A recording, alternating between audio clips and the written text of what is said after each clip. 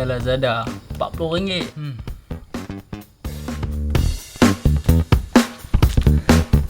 Ni orang tanya kenapa aku shoot kat luar. Aku shoot kat luar sebab aku tak ada lighting. Tak ada lighting dalam rumah. Pakai lampu bilik je kan. Jadi kita dah ada matahari, kita gunalah matahari. Jadi jom kita buka.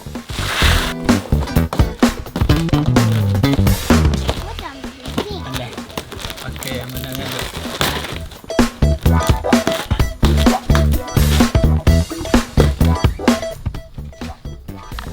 Jadi apa yang dapat dalam kotak ni, bagi kaki ni, kaki apa? Kaki roda. Bagi benda ni, screwdriver. Apa ni? Ni manual. Tak payah baca, kita bubur je. Ni kaki dia semua lah. Jom kita pasang.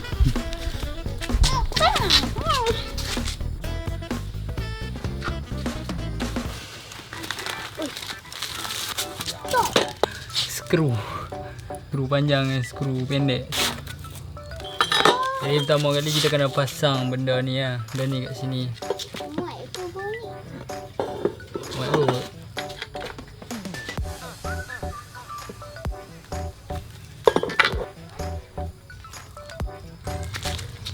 Apa nak tahu tak?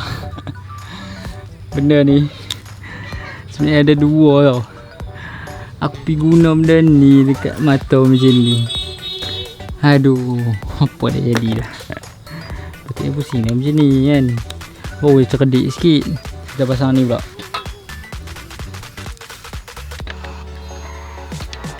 Okey, settle. Sekarang kita nak pasang roda dah pula. Pasang roda dah. Panas ya.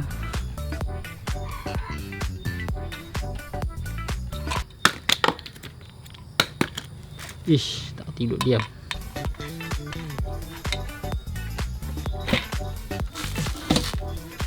So benda ni tetap tekan bagi pengetat dia. No, God, please, no, no. Dah siap. Nah, ambil apa? Meja RM40.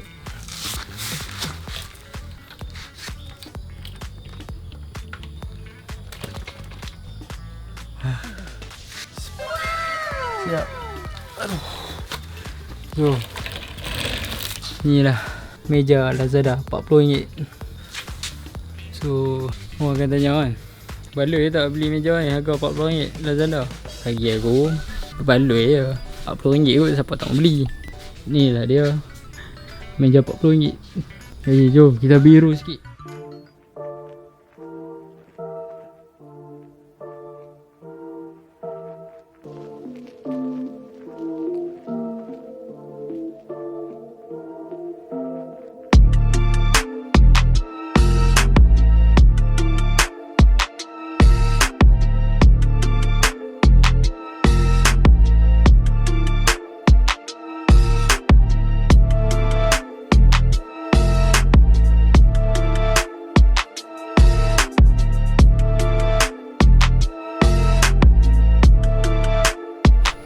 So siapa nak beli tu aku sangat recommend lah hampa beli kat LAZADA. Jadi subscribe aku untuk video lagi menarik dan tolonglah like video aku ni. Jadi aku rasa cukup sekali tu. Kalau hampa nak beli meja ni hampa tengok link kat bawah. Okay lah, ciao.